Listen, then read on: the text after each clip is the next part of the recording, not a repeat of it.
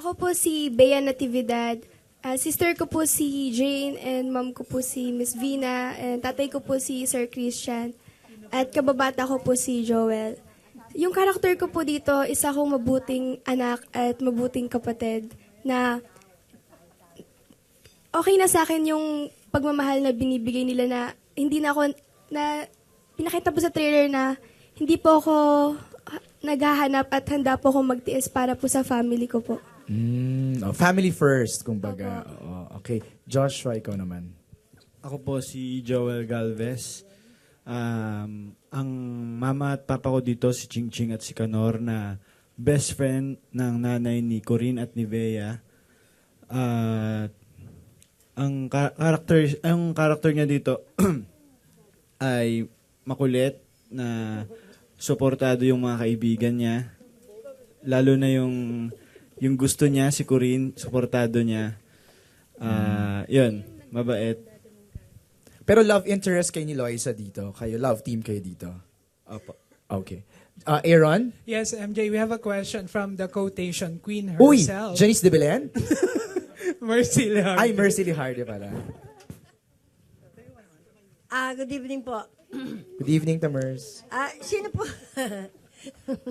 Ay, Tony Perez. laugh agad? Ano to? Hindi, kasi tatawanan dito eh. Anyway,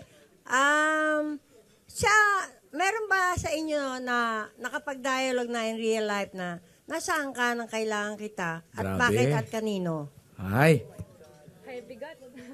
I think the people with more experience can answer that. Vina daw. Oh. Narinig na namin ang name of Vina from afar. Pareho naman kaming single mom, di ba? So we can relate.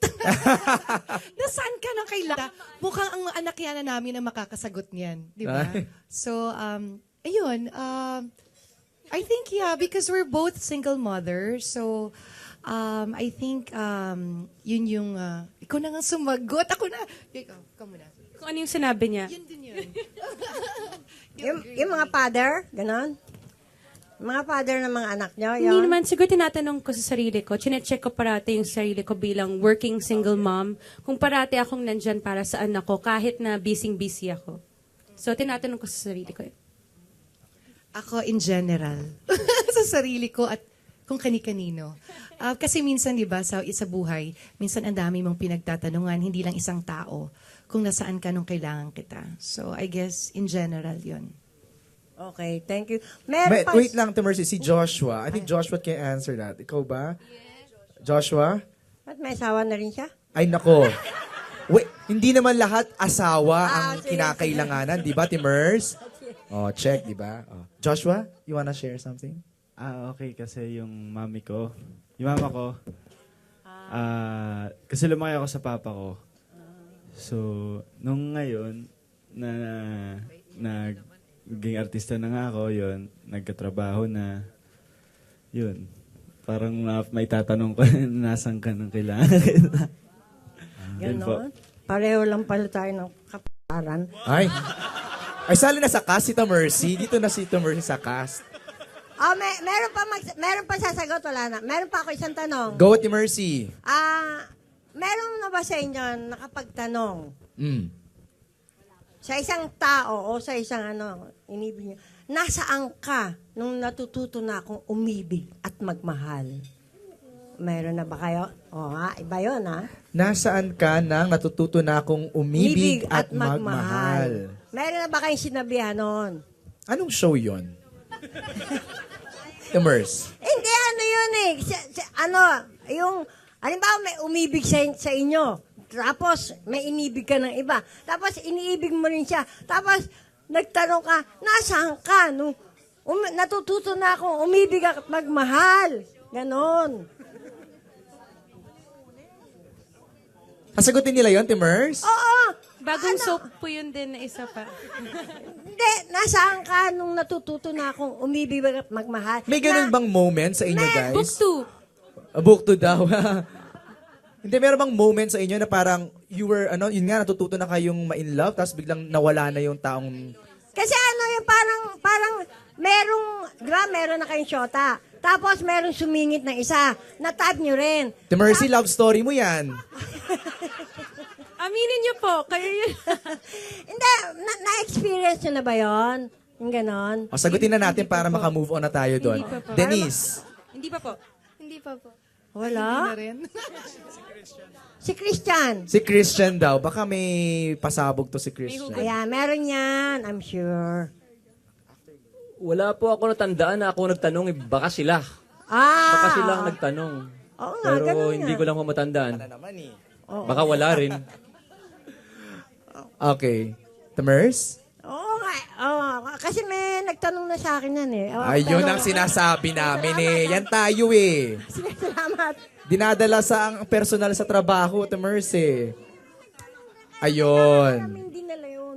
Thank you, Timercy, ah. Parang gusto lang mag-pitch kay Tito Ricky Lino. Oo. Ay, speaking of Tito Ricky Lino, Sir Ricky, parang may movie na ganito nung 1986. Tama ba kami? 1986, oo. So itong teleseryeng ito was inspired by that movie. Okay. Actually, si Susan Roses ang nagsuggest kay Charo Santos na gawin yung pelikula na basis ng isang teleserye. Okay. 1986. Yung Susan Roses noon, siya si Vina Morales ngayon. Si Eddie Garcia noon, si Christian Vasquez. Wow. Manoy, oh. Si Hilda Coronel, si Denise. Ah. Si Richard Gomez, si Jerome.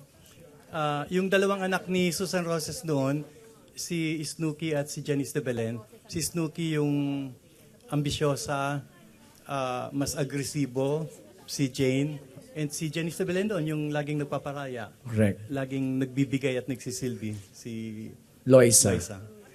And then si Aga Mulak, Si Joshua. Joshua. Wow, ah. Aga, ha? Alam mo na, Joshua. Pero, Sir Ricky, sabi niyo po kanina, inspired. So, ibig sabihin, may mga binago po ba kayo? Oo. Although yung pinaka-spine niya, kwento pa rin ng isang nanay, and then dalawang anak niya, and then ng isang babae, na hindi naman matatawag na totoong kabit eh. Kasi eventually, naging para siya yung wife eh. Okay. So even yung meaning ng pagiging kabit, doon sa pelikula and dito sa teleserye, parang nagbabago. Okay. Nag-shift. So yung spine niya, kwento ng generation ng pag-ibig, and then ng isang nanay, dalawang anak, and then isang babae sa labas. Yung pa rin naman ang sinusundan ngayon. Naglagay lang kami ng parang prequel na backstory, yung first generation ng love story. Okay. Kaya naging 3 generation ng love stories ngayon. And So, syempre, napakarami ng tweakings, ang pagbabago at Ayun. enhancements. Pero yung spine, Solid pa rin. Ano doon pa rin po. Okay. Sir Ricky, thank you. May question tayo, Aaron, dito mula kay Leo Bukas. Gusto ko mulang tanungin si Joshua at saka si Loisa. Anong unang-unang experience nyo nung sumalang kayo sa set para sa taping since first teleserye nyo ito? I-share nyo nga sa amin. Nangatog ba ang tuhod nyo? Anong experience ang naramdaman nyo nung unang-una? Siyempre po, kinakabahan po kami kasi first day po namin sa taping. And Ano yung- agad ang pinagawa sa inyo nung unang araw nyo? Ikaw, Loisa. Kami po, naka-extend ako po si Jane po. May scene po na pinaiyak po kaming dalawa. Sobrang kinabahan po ako doon. Naiyak ka naman kaagad? Opo, kasi nadala po ako sa kanya nung umiyak na din po siya. Tapos sobrang na-feel ko po siya dun sa eksena kaya naiyak na po ako. Yun po. Joshua.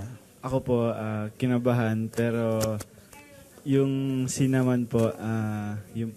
Anong unang scene mo? Yung parang sa recognition day po siya, na parang papalakpak ako na... Papalakpak lang. Opo. Tsaka po yung... Kasi supportado ko po talaga, kasi may gusto ko nga po kay Corinne. Tapos, parang supportado ko siya, parang sobrang saya ko sa kanya, parang gano'n. Nung recognition day. Palakpak ka rin ngayon, ha? Si Denise taka si, Vina. Since dyan kasi, kayo yung dalawa yung pinaka-senior sa mga babae na artista. Paano nyo i-rate or anong experience mo sa mga performances itong dalawang baguhan? Si Jane kasi hindi na siya baguhan, si Jerome kasi hindi na rin eh. So, itong dalawang baguhan, paano nyo i-rate bilang mga baguhan sila? Actually, mahirap mag-rate, no? Kasi unang-una, tinatry naman nila yung best para mapaganda yung bawat eksena. Hindi ba kayo nahirapan nung una? Naka-eksena One sila? thing kasi na talagang natutunan ko rin since matagal na rin ako sa business, isuportahan yung kapwa mo artista, lalo na baguhan. And they're there naman to listen. Kapag nagbibigay kami ng tips, lalo na nandiyan na yung mga director namin na magagaling, talagang hindi pinapabayaan. So we never had a hard time sa mga bawat eksena namin. Ako, looking forward pa ako to do more scenes na mga iyakan or mga drama scenes with Loisa kasi mas konti pa yung eksena namin sa mga nagagawa pa namin. Mas marami akong eksena na drama scenes with Jane. And I could see na talagang she's really doing her best para mapagaling yung pag-arte niya. And she's doing very well. Oh, She's doing very well. Asian TV Award yan, Best Actress. Yes. Denise, Well, for me, hindi ko pa sila nakaka-eksena. But from what I know personally, I'm very excited para sa kanilang dalawa. I see yung eagerness to learn. I see the humility and yung trust sa buong production na this is really a learning process for them and they will be guided by the production and of course their fellow actors. So, excited ako para sa kanila. kay Jerome, ibang level na ba ng acting ang ipapakita mo dito? Kasi sa Be Careful, ano ka lang cutie-cutie ka lang, ganon. Boy Next Door. Dito ba, Rumi Richard Gomez ang peg mo? So, paano yan? Well, talaga po malaki po yung pinagkaiba nila kasi dun sa Be Careful, si Luke Andrew Lim talagang sobrang light lang yung dinadala niya lagi. Kung magka-problema man siya, alam niya at the first place na naandyan yung family niya at yun yung naging trial sa kanya kung makikita niya ba agad yung family niya as yun yung tutulong, which is in the end of the day yung family niya pa rin, sila Nikki, mga kapatid niya, sila Sir Chief ang tutulong sa kanya, lalo na si Maya ang magpapagaan ng buhay niya sa mga problema niya. Unlike dito, si Ryan Briones talagang nakasandal lang kay Tony Briones, which is